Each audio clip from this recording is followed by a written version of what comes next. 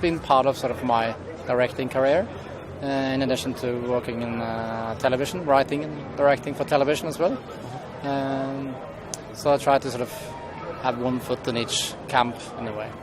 I don't think it has influenced my way of shooting films, but definitely it has made possibilities for me to experiment.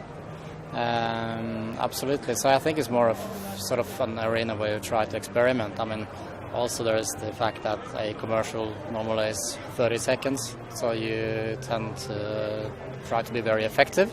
So perhaps that's something that I've learned from that, I guess. But it's a totally different game doing a commercial and a feature, obviously, or even television, because it's the pace and everything is differently. But yeah. I don't think it's a Norwegian-based humor at all. I think the comedy here is very universal. I wouldn't even call it a comedy. I would call it a crime comedy, or even to some extent a dark comedy. And we have screened the film in numerous countries, and happily everybody is laughing at the same things. So I absolutely think that this is a very universal film. But I don't think it's a 100% comedy. I think it's also a crime film.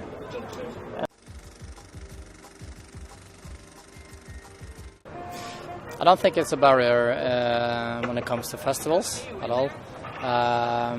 Obviously, it's a bigger barrier when it comes to a normal release in normal cinemas, because obviously a foreign film is harder to sell.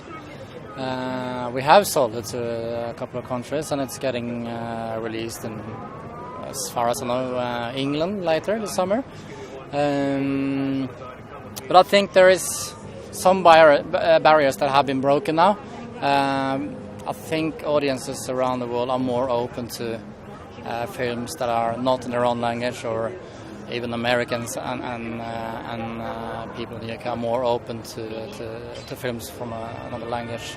And especially right now, there is a focus on Scandinavian films, so I think it's a little bit easier now for Scandinavian films. So I think we've been very lucky.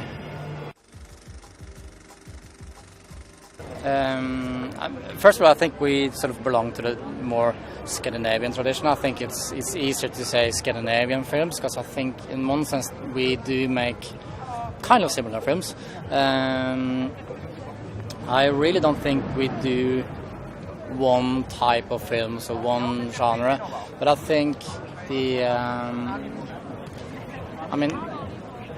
people like me and other directors that are having a certain success abroad, we are grown up with the American films, so we tend to know the genre, but we're not afraid of stepping out of it and doing something a little bit over the top, or taking risks and everything. And I think perhaps that's why those kinds of Scandinavian films does succeed abroad, because everything is grounded in something familiar, a genre that is familiar, but at the same time it's a little bit more crazy, a little bit more wilder, and perhaps a little bit more imaginative.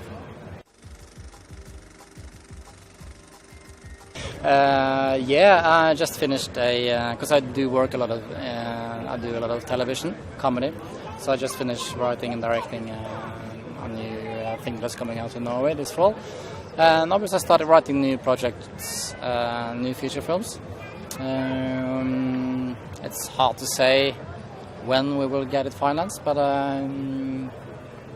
hopefully it won't be too long before it's actually shooting.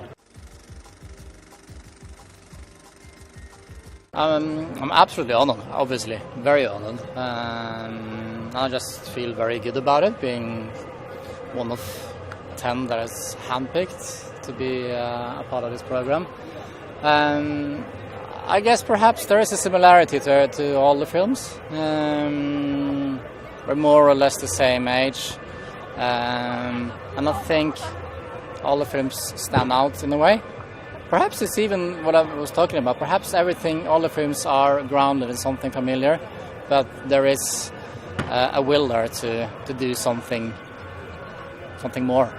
So I don't think my film stands out in any regards at all. I think it fits right in together with the 9 other films.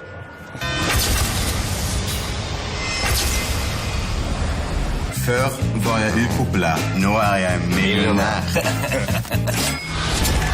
Hva var det dreide seg om der oppe? Var det narko? Nei, det var tipping.